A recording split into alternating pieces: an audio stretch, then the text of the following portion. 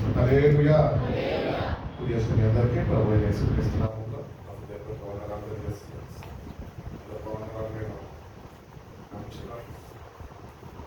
దైవసన్నిధిలో కూడుకొని ఆయన పరిశుద్ధ నామాన్ని స్తుతించే భాగ్యాన్ని మరొక రత్నాన్ని దేవుడు మనందరికీ అనుగ్రహించిన దేవాలయ దేవుడికి కృతజ్ఞతలై ఉండాలి అని దేవుడు ఆశిస్తున్నాను. కాబట్టి దేవుని దగ్గర వచ్చి మనము దేవుని వాక్యాలు వింటూ ఉన్నాము, వాక్యాలు చదువుతూ ఉన్నాము. కానీ ఎంతమంది ఆ ప్రకారము జీవిస్తున్నాము? మనం జీవించే వారిగా ఉండాలి. వాక్య ప్రకారము మన జీవితము మార్చబడాలి అని దేవుడు ఎంతగానో ఆశిస్తున్నాం. ఒక మనిషి మారాలి అంటే ఆ మనిషిని దేవుని వాక్యం మాత్రమే మార్చగలుగుతుంది.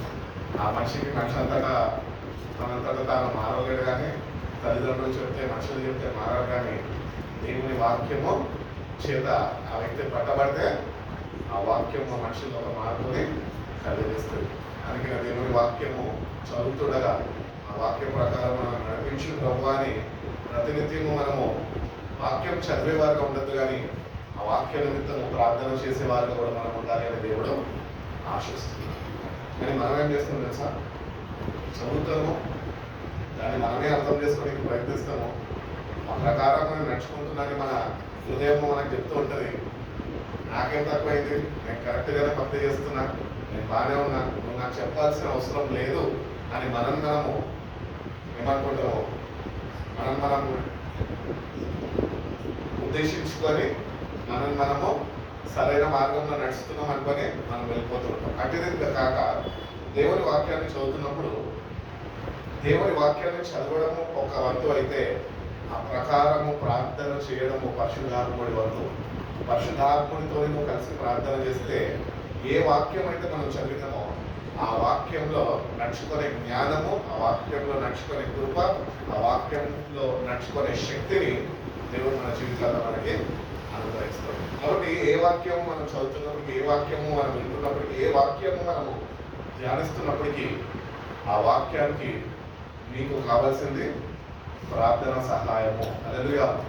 ప్రార్థన కావాలి. వాక్యం చదివితే సరిపోదు. దేవుడు మాట్లాడాడు కదా, నేను నీతో ఉన్నాను, సదాకాలం నేను నీకు తోడుగా ఉన్నాను అంటే సరిపోదు కదా. మరి ప్రభా, సదాకాలము నాతో ఉంటానని నువ్వు వాక్యము చెప్పి ఉన్నావు వెంట ప్రభా, సదాకాలము నువ్వు నాతోనే ఉందయ్యా, నన్ను నడిపించయ్యా, నన్ను బలపరచయ్యా అని ప్రతి ఒక్క సమయంలో నువ్వు ఆయనని జ్ఞాపకము చేసుకుంటూ ఆయన సహాయాన్ని నువ్వు కోరుకుంటూ ఉంటే కనుక ఆయన సదాకాలము నీతో నుండి నడిపించే దేవుడు అయి ఉన్నాడు. హల్లెలూయా. కాబట్టి ఏ వాక్యం మనం చదివినప్పటికీ ఆ వాక్యానికి తగిన ప్రార్థన జీవితము కూడా మనకు కావాలి. అంటే ప్రార్థన మనం చేసేవారుగా మనం ఉండాలి. దేవుడిని అడగాలి. దేవుడిని అడిగినప్పుడు దేవుడు మనకు సహాయం చేసేవాడు. ఆపద కాలంలో నేను నమ్మదగిన సహాయకుడు అంటున్నాను. కాబట్టి ఆపద కాలంలో మనం నడుస్తూ ఉంటాము, భయంకరమైన మార్గాల్లో మనం తిరుగుతూ ఉంటాము. మనకు తెలియకుండానే మన చుట్టుపక్కలనే మరణము మనల్ని వెంటాడుతూ ఉంటుంది. అటువంటి సమయాల్లో కూడా మనం దేవుణ్ణి తలపోసుకుంటూ, దేవుడిని స్మరించుకుంటూ ప్రార్థనా పూర్వకంగా మనం నడుచుకుంటే కనుక, నువ్వు చదివిన వాక్యమును ధ్యానించుకుంటాను కానీ ముందుకు కొనసాగదంతే కనుక దేవుడు తప్పక తన పరిశుద్ధాత్మని మనకు తోడుగా ఉంచి మనని సరైన మార్గంలో ఎక్కడ ఆపద కలగకుండా, ఎక్కడ అపాయము మన దరికి రాకుండా ఆయన వాక్యము చేత మనని భద్రపరుస్తాడు. ఆత్మని ద్వారా మననైనా నడిపిస్తారు అని ఆయన తెలియజేస్తాడు. కాబట్టి తగిన ప్రార్థనా జీవితము మనకి కావాలి అని దేవుడు ఎంతగానో ఆశిస్తున్నాడు. మనము దేవుని దగ్గరకు వచ్చి నమ్ముకున్న మనకున్న వాటి మీద మనం ఆధారపడకూడదు, కానీ దేవుడు అనుగ్రహించిన వాక్యము మీద మనము ఆధారపడే బిడ్డలుగా మనం ఉండాలి అని దేవుడు కోరుకుంటున్నాడు. ఎందుకంటే వాక్యమే దేవుడై ఉన్నాడు కనుక ఆ వాక్యం మీద మనం ఆధారపడితే దేవుని మీద మనము ఆధారపడినట్లే. దేవుని మీద ఆధారపడే వారుగా మనం ఉంటే కనుక ఆయన మనం ఎప్పుడు త్రోసివేసే దేవుడు కాడు. ఆయన చెంతకి చేర్చుకుంటాడు. క్షేమకరమైన మార్గాల్లో ఆయన మనల్ని నడిపిస్తాడు. ద్వితీయోపదేశ కాండం చదువుకుందాం. ఒక వాక్యం మనం చూసుకొని 2 వాక్యాలు ధ్యానించుకొని ముగించుకోండి. ద్వితీయోపదేశ కాండము 5వ అధ్యాయము 33వ వాక్యం.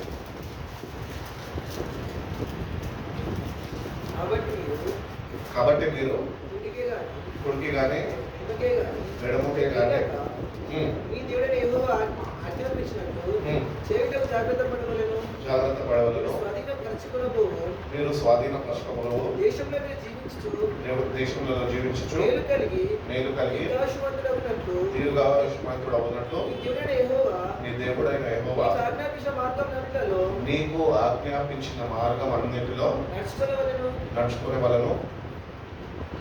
వలను. కాబట్టి walk in all the way that the lord your God has commanded you, so that you may live and you may live and prosper and prolong your days in the land that you will profess. కాబట్టి దేవుడు అంటున్నాడు, నేను చూపిన మార్గంలో మీరు నడుచుకునేవారుగా మీరు ఉండాలి.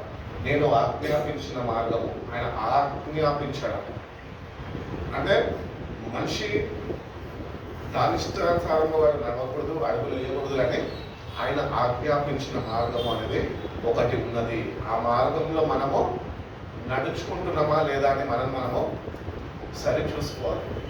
It is a commandment from God. ఆజ్ఞ అనగానే ఒక ఆజ్ఞ గవర్నమెంట్ ప్రభుత్వము పరిపాలించే ప్రభుత్వము ఒక ఆజ్ఞని జారీ చేసింది అనుకోండి, అది ఏం చేయాలి? అందరూ పాటించాలి. పాటించకపోతే చెరసాలలో వేసేస్తాం, జైల్లో పెట్టేస్తాం. అంటే నాలంటాడు ఉన్నాడు అనుకో, తప్పక తీసుకుపోయి లోపల వేసేస్తాం. ఎందుకంటే ఆజ్ఞ అతిక్రమమే పాపము. అదే రీతిగానే దేవుని వాక్యంలో ఆయన చెప్తున్న రీతిగా నేను ఆజ్ఞాపించిన ప్రతి ఒక్క మార్గంలో మీరు జాగ్రత్తగా నడుచుకోండి. ఇప్పుడు వాక్యం చదువుకున్న బాగానే ఉంది, దేవుడు ఆజ్ఞాపించాడు బాగానే ఉంది. ఆజ్ఞకి లోబడే వారిగా మనం ఉండాలి. ఆజ్ఞకి లోబడి ఆ ప్రకారం నడుచుకునే వారిగా మనం ఉండాలి. అంటే ఆ ఆజ్ఞని ఫస్ట్ ఆఫ్ ఆల్ మనము దైవిక గౌరవంతో దాన్ని మనం రిసీవ్ చేసుకోవాలి. నా దేవుడు నాకు ఆజ్ఞాపిస్తున్నాడు. God is commanding not to the people, God is commanding to you and me. నీతోని నాతోని ఆయన ఆజ్ఞాపిస్తున్నాడు. ఏంటంటే నేను చూపిన ప్రతి ఒక్క మార్గంలో నువ్వు జాగ్రత్తగా నడుచుకో. ఇప్పుడు ఒక వ్యక్తి వచ్చి, ఒక అధికారి వచ్చి మనకి ఆజ్ఞలు జారీ చేస్తే దాన్ని మనం ఏం చేస్తామండి? పాటిస్తాము. అదే రీతిగానే దేవుడు మనకు ఆజ్ఞాపించినప్పుడు దాన్ని మనం పాటించే వారిగా ఉన్నామా లేదా అని మనం సరి చూసుకోవాలి. ఎందుకంటే it is not a commandment from man, but it is a commandment from God. దేవుని దగ్గర నుంచి వచ్చిన ఆజ్ఞ. కాబట్టి దేవుని వాక్యంలో సెలవుస్తుంది, ఆజ్ఞ అతిక్రమమే పాపం. అంటే మనము మన జీవితాల్లో ఒకసారి సరి చూసుకుంటే కనుక ఎంత భక్తి చేసినప్పటికీ కూడా ఆజ్ఞని అతిక్రమిస్తున్నాం కనుక మనము పాపంలో జీవిస్తున్నాం. కాబట్టి పాపపు జీవితము విడిచిపెట్టాలి అంటే నువ్వు దేవుని మార్గాల్లో నువ్వు నడుచుకునేవాడిగా, దేవుని యొక్క సహాయాన్ని నువ్వు పొందుకునేవాడిగా, దేవుని మీద ఆధారపడేవాడిగా, ఆయన వైపు చూసేవాడిగా, అట్టి రీతిగా నీ త్రోవలని సరి చూసుకొని నడుచుకునేవాడిగా నువ్వు ఉండాలి అని దేవుడు ఎంతగానో ఆశిస్తున్నాడు. కాబట్టి దేవుడు చెప్తున్న రీతిగా walk in all the way that the lord your God has commanded you. ఆయన చెప్పిన మార్గంలో నువ్వు నడుచుకోవాలి అని ఒక ఆజ్ఞ ఇచ్చాడు. ఈ ఆజ్ఞలో మనం నడుచుకోవాలంటే మనం ఏం చేయాలి తెలుసా? ప్రార్థన చేయాలి. ఈ ప్రార్థన మనలో ఉండదు. ఈ ప్రార్థన మనలో లేని నందున మనము ఆజ్ఞను ఏం చేస్తున్నామో అతిక్రమిస్తున్నాం. అదే ప్రార్థన ఉన్నతో ఆజ్ఞని అతిక్రమించక ఆజ్ఞని మనము పాటించేవారిగా ఉంటాం. ఎందుకంటే ప్రార్థన అనగా దేవుని మీద ఆధారపడుట, లేకపోతే ప్రార్థన అంటే దేవుని సహాయాన్ని మనము పొందుకొనుట, వేడుకొనుట. కాబట్టి ప్రార్థన చేసుకోవాలి. దేవుడు అన్నాడు, నేను ఆజ్ఞాపిస్తున్న మార్గంలో నువ్వు నడవాలి అంటున్నాడు. ఇప్పుడు దానికి మనకి సంపూర్ణమైన సమర్పణ కావాలా? అట్టి రీతిగానే ప్రార్థన కావాలా? ఏమని ప్రార్థన చేసుకోవాలి? ప్రభా, నువ్వు ఆజ్ఞలు ఇచ్చేవాడు ప్రభా, ఆజ్ఞల ప్రకారం నేను నడుచుకునే జ్ఞానాన్ని నాకు దయచి. నా అంతటా నేను నడవలేను కానీ ప్రభా, నా శక్తి సరిపోదు కానీ ప్రభా, నీ శక్తి నాకు అనుగ్రహించు. అంత మాత్రమే కాక ప్రభా, నేను నడుస్తే కనుక నేను తప్పిపోతానేమో కానీ నీ పరిశుద్ధాత్మని నాకు తోడుగా వచ్చిన నన్ను నడిపించు ప్రభా అని మనం ప్రార్థన చేసుకుంటే కనుక దేవుడు తప్పక తన మాటల ప్రకారము, ఆయన ఆజ్ఞ ఇచ్చిన ప్రకారం తన సహాయము కూడా మనకి అనుగ్రహించే దేవుడు అయి ఉన్నాడు. హల్లెలూయా. మనం మనుషులమని ఆయనకు తెలుసు, బలహీనులమని ఆయనకు తెలుసు, మనము ఆజ్ఞలని అతిక్రమిస్తామని కూడా ఆయనకు తెలుసు. అందుకనే ఆయన వైపు చూసి ఆయనని వేడుకున్నప్పుడు ఆయన మనకు సహాయాన్ని అనుగ్రహిస్తాడు. ఆ ఆజ్ఞలని ఎట్టి రీతిగా మన జీవితాల్లో మనము అలవర్చుకొని ఆ ప్రకారం నడుచుకోవాలో దేవుడు మనకి శక్తిని సామర్థ్యతని దేవుడు మనకి అనుగ్రహిస్తాడు. కాబట్టి దేవుడిని అడగాలి. అడిగితే అమ్మన్న అన్నం పెడతారా? పెట్టదు. అడగాలి. అమ్మ ఆకలి అవుతుందంటే కిచెన్లో ఉందిరా, కూర చేసి పెట్టిన పోయి తిందురా అని చెప్తుంది. లేకపోతే ఇంకా ప్రేమ గల తల్లి, ఓపిక కలిగిన తల్లి అయితే వెంటనే కిచెన్లోకి వెళ్ళి అన్నం పెట్టుకొని ప్లేట్లో ముద్దలంతా కలిపి కూరతో కలిపి స్పూన్ పెట్టిస్తారు. కాబట్టి అడగాలి. అడిగితేనే కడుపు నిండుతుంది. అడగకపోతే ఏమవుతుంది? ఎండిపోతుంది, కడుపు కాలుతుంది. అందుకనే దేవుని దగ్గరకు వచ్చినప్పుడు కూడా ఆత్మీయ ఎదుగుదల మనకు కావాలి అంటే ప్రతి ఒక్క మాట దేవుడు మనకి ఇస్తుండగా ఆ ప్రకారం నడుచుకునే కృప, అటువంటి సహాయము, అటువంటి జ్ఞానము, అటువంటి ఆత్మ నడిపింపు నాకు దయచేయ ప్రభువా అని దేవుడిని నువ్వు అడిగితే దేవుడు తప్పక నీకు సహాయం చేస్తాడు. ఎందుకు దేవుడు సహాయం చేస్తాడు అన్న ఒక ప్రశ్న మనకు రావచ్చు. ఎందుకు దేవుడు సహాయం చేస్తాడు అన్న ప్రశ్న, ఎట్లా చేస్తాడు దేవుడు సహాయం అంటే నువ్వు అడిగితే చేస్తాడు. ఎందుకంటే ఆజ్ఞాపించిన వాడు ఆయన. అది నువ్వు పాటించడానికి నిన్ను నువ్వు సిద్ధపరచుకున్నావు కనుక ఆయన సహాయం తప్పక నువ్వు పొందుకుంటావు. We must prepare ourselves to walk according to the commandments of God. దేవుని యొక్క ఆజ్ఞల ప్రకారము మనము ఇష్టపూర్వకంగా మనని మనం సిద్ధపరచుకుంటే దేవుడు తప్పక సహాయం మనకి చేస్తాడు. దేవుడు బలవంతం చేయడం. నువ్వు ఆజ్ఞ అతిక్రమిస్తే నువ్వు చచ్చిపోతావు అని చెప్పలేదు. పాపం అని చెప్పాడు. పాపం వల్ల వచ్చే జీతము మరణం. కాబట్టి మనకు ఎట్లుందంటే ఇది ఏదో అలా తప్పగా ఏదో చులకనగా తీసేసుకుంటున్నాం. కానీ దేవుడు మనల్ని ప్రేమిస్తున్నాడు కనుక ఆయన ఆజ్ఞలని అతిక్రమించినప్పటికీ కూడా తన ప్రియ కుమారుడు ద్వారా నిన్ను నన్ను నేటికి కూడా ఆయన కృప చేత మనని ఆయన కాపాడుకుంటూ వస్తున్నాం. ఈరోజు ఆజ్ఞలు అతిక్రమించి మనం దేవుని సన్నిధిలో ఉంటున్నాం. కానీ దేవుడు మనల్ని ఇంకా జ్ఞాపకం ఎందుకు చేసుకున్నాడు తెలుసా? మనం ఆజ్ఞలు పాటించలేదు అని కాదు, పాటించడం కాదు. ఆజ్ఞలను పాటించేవాడుగా, ఇష్టపడేవాడుగా నువ్వు మారాలి అని దేవుడు ఆశిస్తున్నాడు. వాడు దేవుడు ఎవరిని బలవంతము చేసేవాడు కాదు. ఫ్రీ విల్, స్వేచ్ఛను ఇచ్చాడు దేవుడు మనకి. అందుకని అంటాడు కదా మోషే ధర్మశాస్త్రంలో, మీ ముందు నేను మరణం ఉంచి ఉన్నాను, మీ ముందు నేను జీవం ఉంచి ఉన్నాను. మీ ముందు ఆశీర్వాదాలు ఉన్నాయి, మీ ముందు శాపాలు ఉన్నాయి. మీరు ఎట్లా నడుచుకుంటారు మీ ఇష్టం. మీరు ఏది పొందుకోవాలనుకుంటే అది మీ వంతు. నేనైతే ఇవ్వాల్సినవి ఇచ్చేసాను. దాంట్లో నీకు ఏవి కావాలో, ఏవి శ్రేష్టమైనవో, ఏవి విలువైనవో, ఏవి రమ్యమైనవో వాటిని ఎంచుకొని ఆ ప్రకారం నువ్వు నడుచుకుంటే అది నీకు ఆశీర్వాదకరం. లేదు నాకు వద్దు, వాళ్ళు చేసుకునేటోళ్ళు వాళ్ళు చేసుకుని అంటే మనకెందుకు అది అనుకున్నామనుకో శాపంగా మార్చుకుంటాం మనం. అది మన సొంత నిర్ణయం మీద ఆధారపడి ఉంటుంది. కాబట్టి మన సొంత నిర్ణయం కాదు, కానీ మనం దేవుని మీద ఆధారపడాలి. అందుకని వాక్యం చెప్తుందిగా, మీ స్వబుద్ధి మీద మీరు ఆధారపడదు.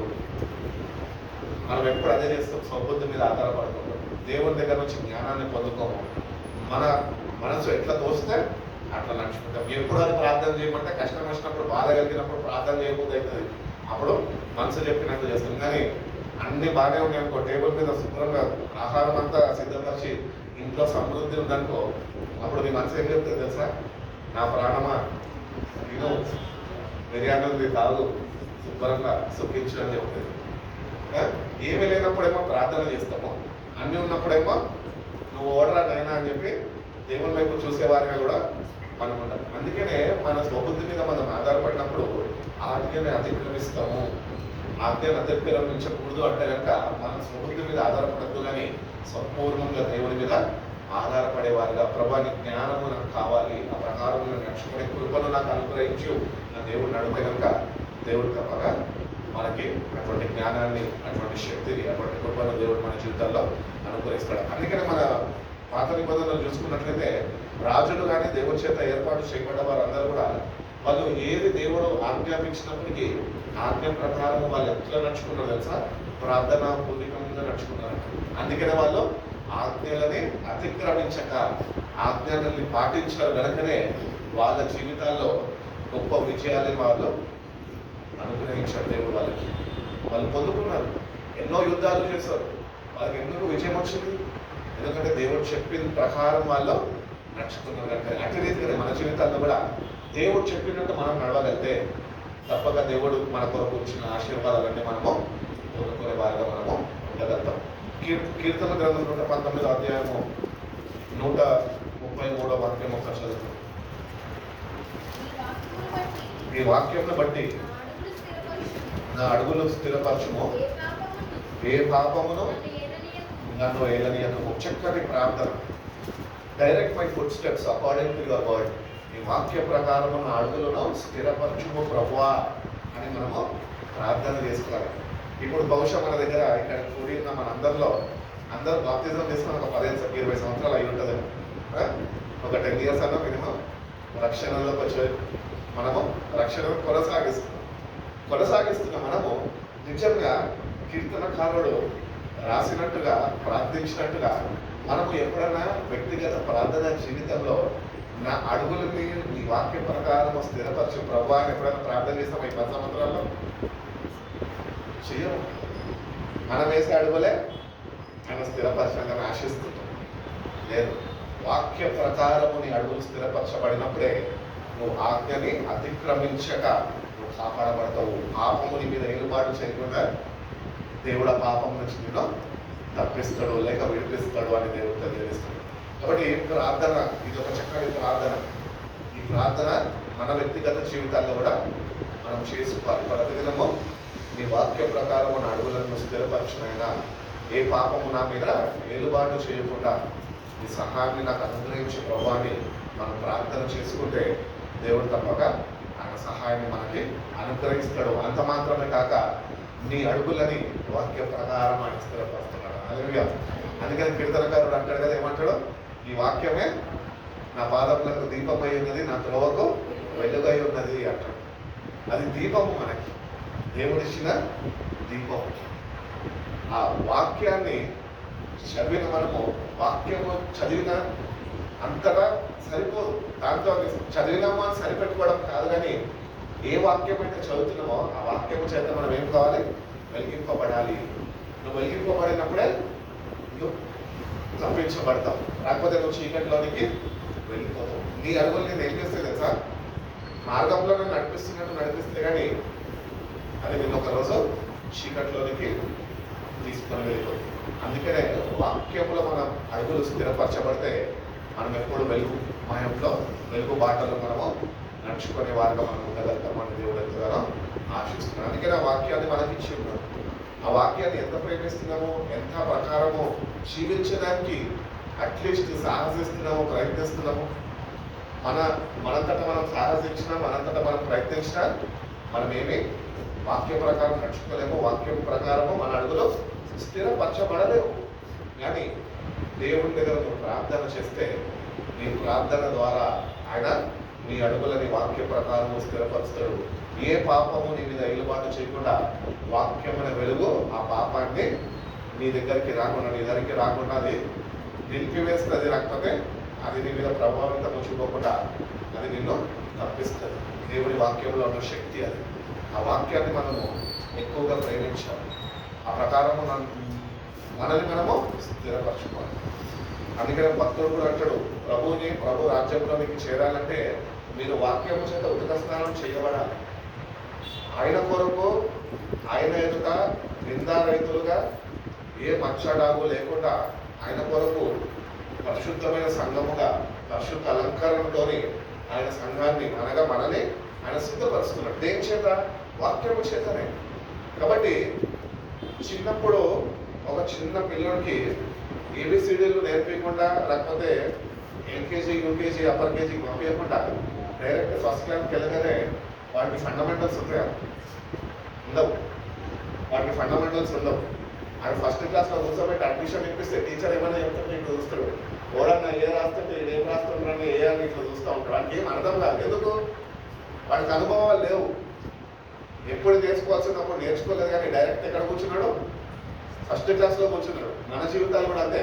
ఏమీ తెలియదు మనకి వాక్యము, కానీ వచ్చేసి సువార్తలను పట్టుకుంటాం, పత్రికలను పట్టుకుంటాం, ఇదంతా మనకు తెలుసు అనుకుంటాము, నడుచుకుంటాం. కానీ వెనక నీ జీవితం నువ్వు చూసుకుంటే ఎవరో నీకు చూపించక్కర్లే. నిన్ను నువ్వు చూసుకుంటే నీకు బేసిక్ ఫండమెంటల్స్ దేవుడు ఇచ్చింది నీ జీవితంలో లేవు. నీ అడుగులు వాక్యంలో స్థిరపరచబడలేదు. పాపం నీ మీద ఏలుబాటు చేయకుండా ఉన్నట్లు ఉండాలి నువ్వు అంటే అది ఏలుబాటు చేస్తుంది. అందుకనే ఈ ఫండమెంటల్స్ మనం తప్పిపోయినాం కనుక ఇవన్నీ పట్టుకొని మనమే భక్తి పరులం అనుకుంటుంటాం. నేను కాబట్టి కొత్త నిబంధన ఇన్నిసార్లు చదివేశాను, ఎక్కడ ఏముందో నాకు తెలుసు అనుకుంటాం.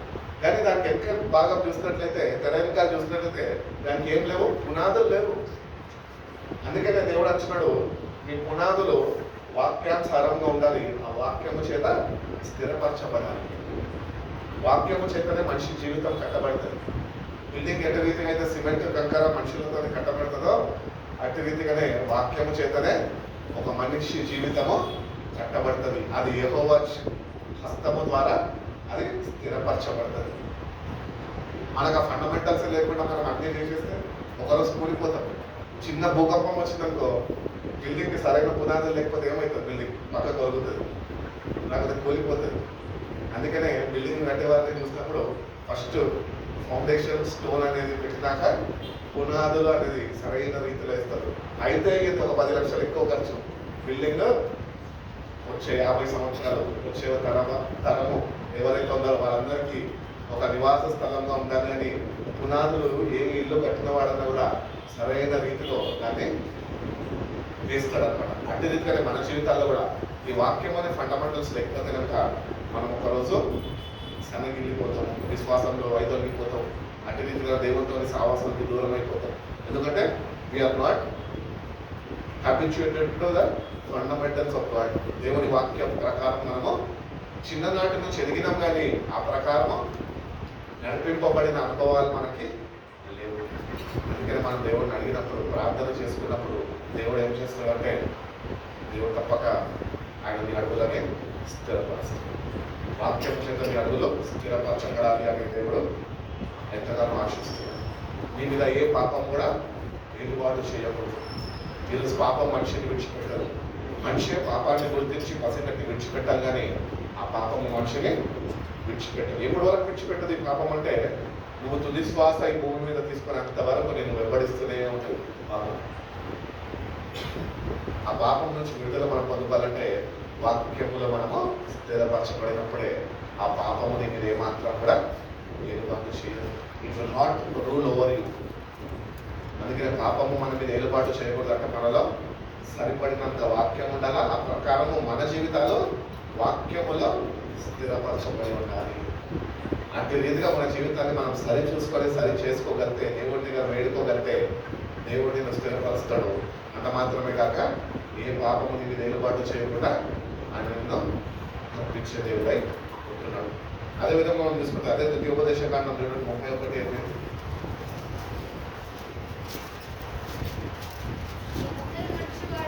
మేము ముందర నడుచువాడు యెహోవా, ఆయన నీకు తోడై ఉండును, ఆయన నిన్ను విడువడు, నిన్ను ఎడబాయడు.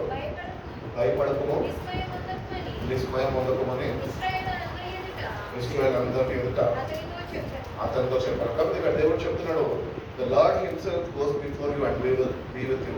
కాబట్టి ఆ దేవుడైన యెహోవా ఆయన మనతోని ఉండేవాడై ఉన్నాడు, మనతోని కూడా ఆయన నడిచేవాడై ఉన్నాడు. ఆయన మనకన్నా ముందుగా ఆయన నడుస్తున్నాడు. మన ముందున్న ప్రతి ఒక్క మెట్టు స్థలాన్ని ఆయన సరళం చేస్తున్నాడు. కాబట్టి ఆయన మనతో ఉంటుండగా మనం దేనికి భయపడక్కర్లేదు. చాలాసార్లు నేను వాక్య ప్రకారం జీవించాలా, చాలా కష్టమే అనుకుంటాను. ఎందుకు అనుకోక్కర్లేదు, ఎందుకంటే ఆయన అంటున్నాడు, నేను నీతో ఉన్నాను. ఆయన మనతో ఉండగా, ఆయన వాక్యమైన దేవుడు ఆయన మనతో ఉండగా మనము దేనికి భయపడక్కర్లేదు అని దేవుడు చెప్తున్నాడు. ఎందుకంటే ఆయన నిన్ను ఎప్పుడు విడువడు, ఎడబాయాడు. నీ తల్లైనా, నీ తండ్రి అన్నా, లేకపోతే నీతో ఉన్నవారన్నా నేను ఒకరోజు నిన్ను విడిచిపెట్టి వెళ్ళిపోతారేమో, కానీ ఆయన నీతోనే సదాకాలము నేను మీతోనే ఉంటాను అని సెలవిచ్చింది. కాబట్టి ఆయన మనతో ఉంటున్నాడు. కాబట్టి మనం దేనికి భయపడద్దు. ఆయన నిన్ను విడువడు, ఎడబాయడు. మీరు దేనికి భయపడద్దు, నిస్మయము చెందదు. Do not be discouraged. నేను చాలాసార్లు చెప్తూ ఉంటాను, క్రైస్తవులుగా జీవిస్తూ ఉంటాము, దేవుని నమ్ముకొని ఉంటాము, చక్కటి ప్రార్థన జీవితం ఉంటుంది, చక్కటి వాక్య ధ్యానం ఉంటుంది. ఒక ప్రేయర్ లైఫ్ అనేది ఆ వ్యక్తికి ఉన్నప్పటికీ కూడా లైఫ్లో కొద్దిగా డిస్కరేజ్మెంట్ వచ్చినప్పుడు ఆ వ్యక్తి ఏమైపోతాడు తెలుసా, ఆత్మీయతలో ఇంత కలిగిన వాడు ఒకటిసారి కింద పడిపోతాడు. ఎందుకు? It is all because of discouragement. నేను ఒకటే చెప్తా, discouragement comes from the devil, but encouragement comes from God. దేవుడు నిన్ను ప్రోత్సహిస్తాడు, ఎప్పుడు బలపరుస్తాడు, శక్తితో నింపుతాడు. నువ్వు నిలబడు, నేను నీతో ఉన్నానని ధైర్యపరుస్తాడు. కాబట్టి God will always encourage his children, but Satan will always discourage God's children.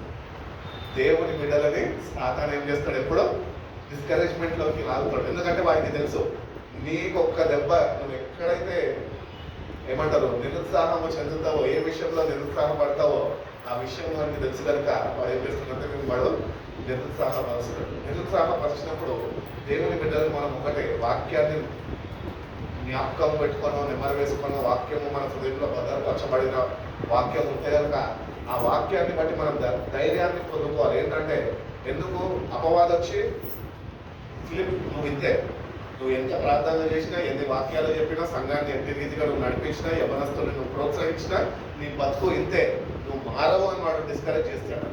అప్పుడు నేనేం చేయాలి? అవును కదా, నేను ఇంతే కదా అని చెప్పి కృంగిపోవాలా?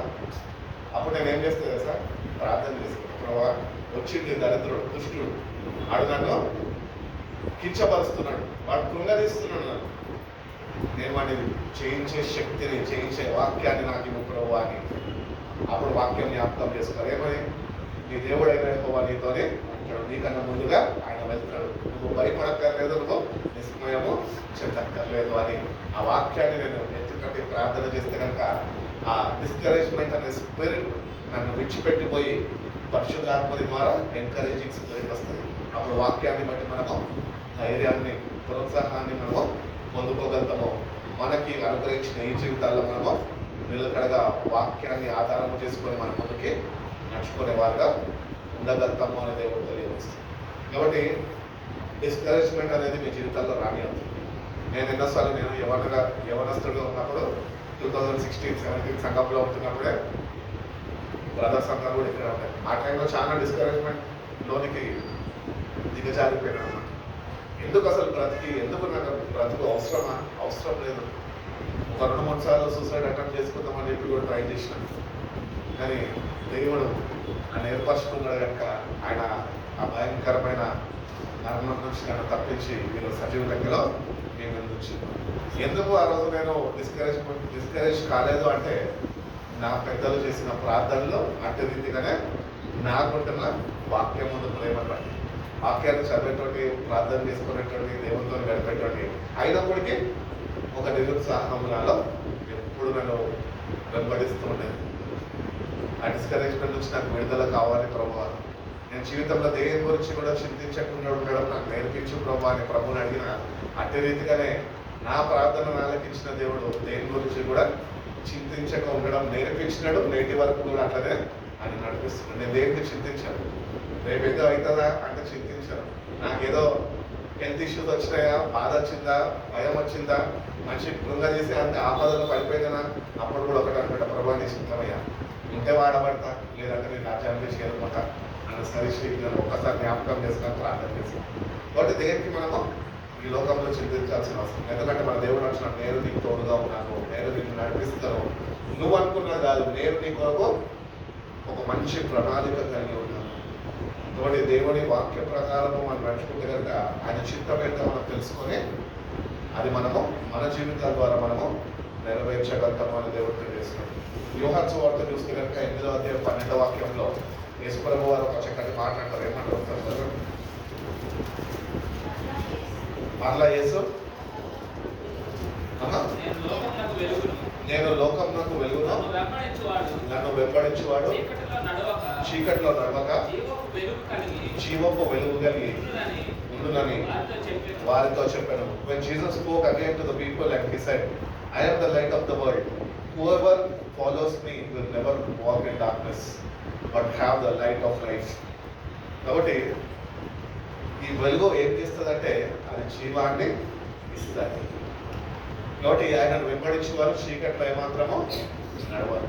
కానీ మనం ఆయనను వెంబడిస్తూనే చీకటిలో నడిచేవారుగా, అంటే చీకటి క్రియలు కలిగి ఉన్న వారుగా మనము ఉంటున్నాము. ఎందుకంటే పొద్దున్నగానే పాపిష్టి లోకంలో జీవిస్తున్నాము. మరి పరిశుద్ధంగా జీవించాలంటే ప్రతిదినము వాక్యం అనే వెలుగు చేత మనము వెలిగింపబడాలి. ఆ చీకటిని జయించే శక్తి సామర్థ్యతని దేవుని దగ్గర ప్రార్థనలు నువ్వు పొందుకోవాలి. అప్పుడే నువ్వు చీకటి మీద జయాన్ని నువ్వు పొందుకోగలవు. కాబట్టి ఆయన వెలుగన్నాడు, నేను ఈ లోకానికి వెలుగై ఉన్నాను అంటున్నాడు. నన్ను వెంబడించేవారు చీకటిలో ఏమాత్రము నడవడు, కానీ వాక్యం అనే జీవము వాళ్ళలో ఉంటుంది అని దేవుడు వాక్యంలో సెలవిస్తున్నాడు. కాబట్టి ఆ వాక్యం అనే జీవము మనకు కావాలి. అందుకనే నేనే జీవాహారము పరలోకం నుంచి దిగి వచ్చి ఉన్నాను అని అదే యోహాను సువార్తలో 8వ అధ్యాయంలో చెప్తూ ఉంటాడు, 6వ అధ్యాయం 8వ అధ్యాయంలో చెప్తూ ఉంటాడు. కాబట్టి ఆయననే జీవాహారం అయినా ఆ ఆహారము మనము ప్రతిదినము భుజించగలిగితే, ఆత్మ బలాన్ని పొందుకోగలిగితే మనం జీవించే వారిగా మనం ఉండగలుగుతాం. ఆత్మ సంబంధులుగా మనం తీర్చిదిద్దబడగలుగుతాం. ఆత్మ చేతనే వాక్యము సిద్ధపరచబడ్డది, ఆత్మ చేతనే ప్రవక్తలు ప్రవచించారు, నడిపించబడ్డారు, ఆత్మ చేతనే యేసు ప్రభు వారు అరణ్యంలో కొనిపోబడ్డాడు. ఈరోజు ఆత్మ చేతనే సంఘము ఆయన పరిశుద్ధ రాకడ కొరకు సిద్ధపరచబడుతున్నది. ఆది నుంచి దేవుని ఆత్మ, అంతము వరకు ఆమె అనే వరకు దేవుని ఆత్మ, ఆయన నామము మహిమపరచబడాలి అనే దేవుడు ఎంతగానో ఆశించుకొని ఈ చక్కటి ఆయన ప్రణాళికలో ఈ సృష్టిలో నిన్ను నన్ను ఏర్పరచుకున్నాడు. ఎందుకు తెలుసా? వాక్యంలో స్థిరపరచబడతామని, వాక్యం ఆధారం చేసుకొని జీవిస్తామని, వాక్యం అనే వెలుగు చేత వెలిగింపబడతామని, పాపంని వాక్యము ద్వారానే మనం జయించగలుగుతామని దేవుడు తన ప్రణాళికలో నేను కనిపించుకున్నాను. అందుకనే పిలువబడ్డవారు అనేకులు, కానీ ఏర్పాటులో ఉన్నవారు కొందరే. ఈ ఏర్పాటులో ఉన్నవారు ఎవరు అంటే వాళ్ళ జీవితాలు వాక్యము చేత, వాక్యము ద్వారా వాళ్ళ అడుగులు స్థిరపరచబడిన వారు. మనం జీవితాలు నిజంగా చూసుకుంటే ఈరోజు వాక్యం చేత స్థిరపరచబడ్డమా? దేవుడు వాక్య ప్రకారం మనం నడుచుకోగలుగుతున్నాం. లేకపోతే కనుక ఎవరో ప్రార్థన చేయక్కర్లే దేవుని దగ్గర. ఈ భాగవతం మొత్తము దేవుడికి తెలుసు, ఏమి ఆయన దగ్గర చెప్పాల్సిన అవసరం లేదు. కానీ నువ్వు ఒప్పుకుంటావేమో అని ఆశిస్తున్నాను. ఆయనకు అన్నీ తెలుసు, ఆయనకు మరుగైనది ఏదియో లేదో అని చెప్తుంది బైబిల్. కాబట్టి హీ నోస్ అబౌట్ అస్. ఇప్పుడు ప్రశ్న ఏంటంటే we have to know about it. ఆయన ఎవరో మనం ఈరోజు తెలుసుకునేవారు. ఆయన ఎవరో తెలుసుకోవాలంటే వాక్యము, వాక్య ధ్యానము, వాక్యమందు విశ్వాసము, ఆ ప్రకారము ప్రార్థన చేయడము, ఆ ప్రకారము దేవుని మీద ఆధారపడము నీకు నువ్వు అలవాటు చేసుకున్నప్పుడే ఆయన ఎవరో నువ్వు తెలుసుకుంటావు.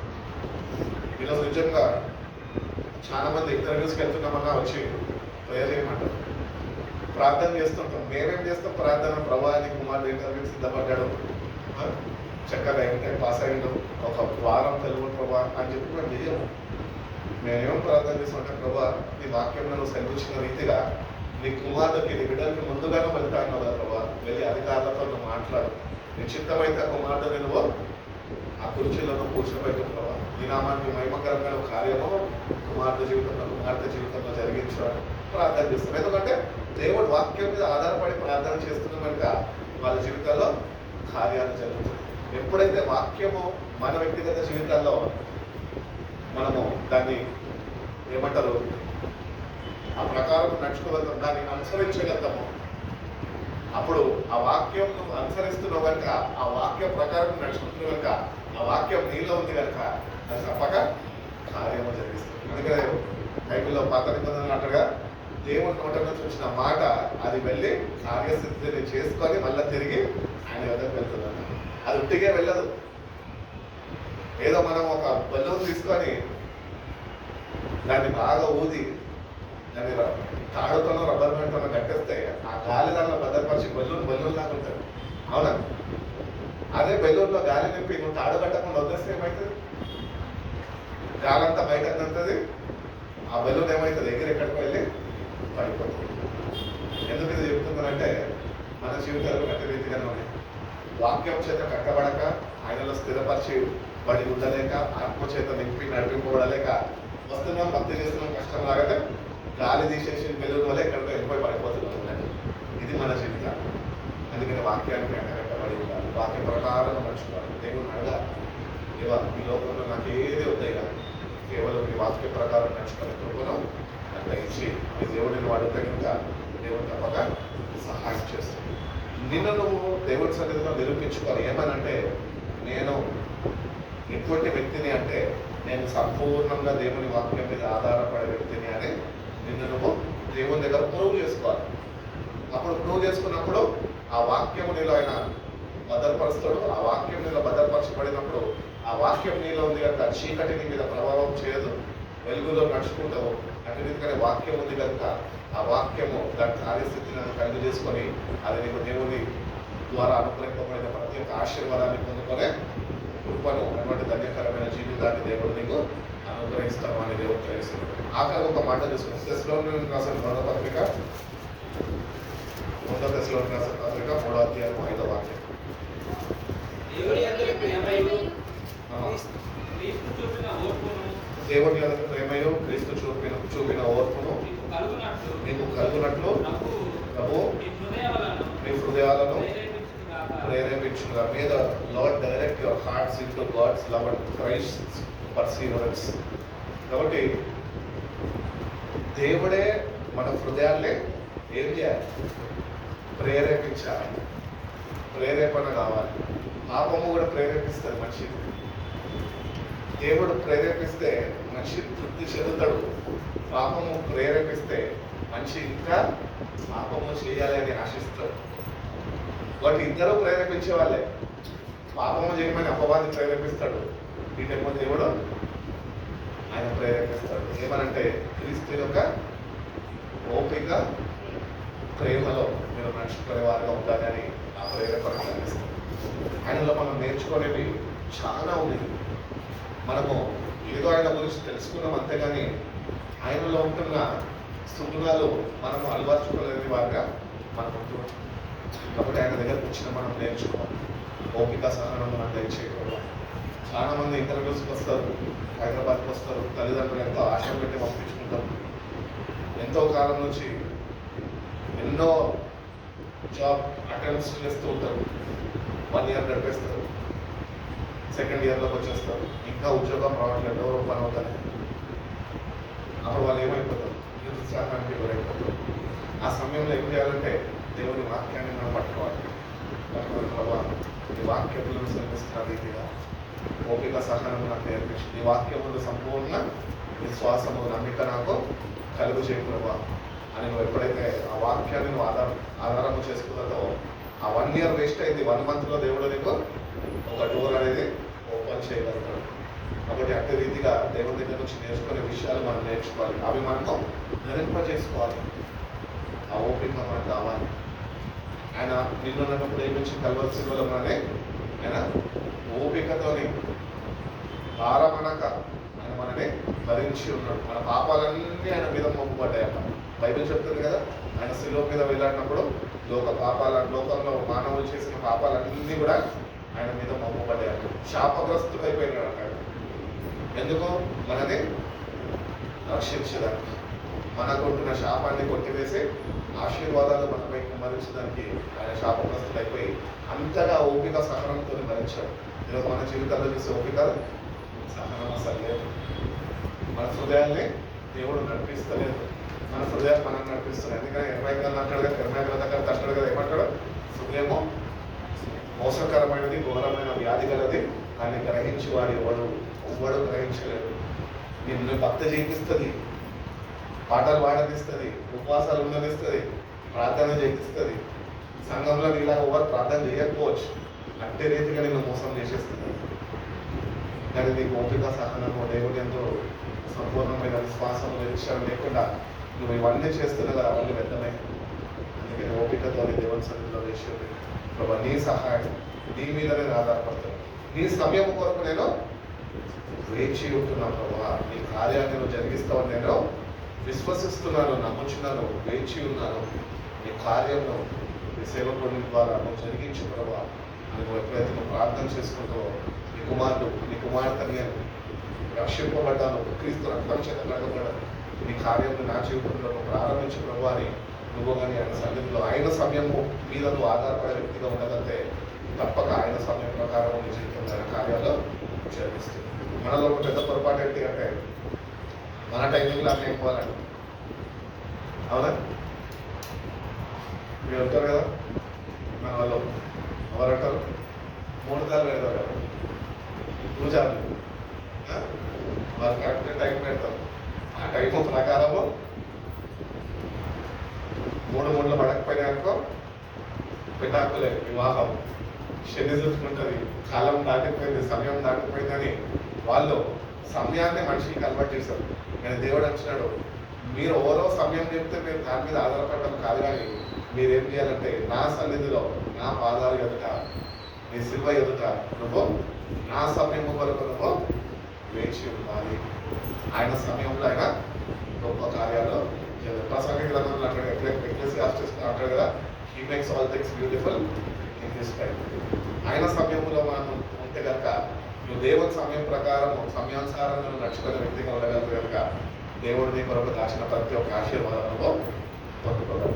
కాబట్టి ఇప్పటి నుంచి నీ టైమింగ్స్ ఉండొచ్చు, ఆ టైమింగ్స్ పక్కన పెట్టు, కానీ ఫస్ట్ ప్రిఫరెన్స్ ఆయన టైమింగ్కి. ఆయన టైమింగ్కి ఇవ్వడం అంటే ఏంటి? వేకోచామని లేచి ప్రార్థన చేయాలి, ఆయన స్తుతించాలి. నిజంగా మనం ఆయన స్తుతించడం నేర్చుకోవాలంటే మనుషులు చెప్తే మనం స్తుతించడం కాదు. నువ్వు దేవుడిని నిజంగా స్తుతించాలంటే ఉదయకాలం వెళ్ళకు, లేసి ఫ్రెష్ అయిపోయి బయటకు వెళ్ళిపో. ఏ పార్క్ దగ్గరకు లేకపోతే చక్కగా పచ్చగా ఉంటున్న ఆ ప్రాంతానికి ప్రదేశానికి వెళ్ళిపో. అక్కడ పక్షులను చూడు, అక్కడ సృష్టిని చూడు. అవన్నీ ఏం చేస్తుంటాయి అసలు పొద్దున్న నువ్వు వస్తావని నీ కొరకు ఎదురు చూడు, ఆ దేవుడిని స్తుతిస్తూ వాటిని చూసి నువ్వు స్తుతించడం నేర్చుకోవాలి. అటు రీతిగా నువ్వు స్తుతిస్తే ఆయన టైమింగ్లో నువ్వు ఉంటే కనుక ఆయన టైమింగ్లో నీ జీవితాల్లో ఆయన గొప్ప కార్యాలు చెప్పిస్తాయి. కాబట్టి మన టైమింగ్ మనం పక్కన పెట్టేసి దేవుని టైమింగ్ మీద ఆధారపడి దేవా నీ సమయంలో నువ్వు అద్భుతాలను చేస్తాను, గొప్ప కార్యాలను జరిగిస్తాను, నీ సమయం మీద నేను ఆధారపడుతున్నాను, వేచి ఉన్నప్పుడు నీ సన్నిధిలో ఈ కార్యాలను నేను పొందుకునే కృపను అటువంటి ధన్యకరమైన జీవితాన్ని నాకు కూడా అనుగ్రహించు అని దేవుని మనం అడుగుతే కనుక దేవుని తప్పగా ఆయన మీద ఆధారపడుతున్నావు కనుక ఆయన మీద నువ్వు ఆధారపడి వాక్యానుసారంగా నువ్వు స్థిరపరచబడడానికి ఆశిస్తున్నావు కనుక ఆ ప్రకారం నువ్వు నడవడానికి ఇష్టపడుతున్నావు కనుక దేవుడు నువ్వు నాకు వద్దని తోసలేడు, కానీ నా బిడ్డ నీ టైము దగ్గర పడ్డది, నా అద్భుతాలను నువ్వు పొందుకునే సమయము ఆశ్చర్యమైంది అని దేవుడు ఆయన కార్యాలను మన వ్యక్తిగత జీవితాల్లో అయినా చదివిస్తాం. దేవుడు ప్రతి ఒక్క మనందరికీ అనుగ్రహించి మన బలపరిచి నడిపించుకుంటారు. కళ్ళు మూసుకుందాం, ప్రార్థన చేసుకుందాం. ప్రతిక్షణ ప్రార్థన పాటిస్తాం.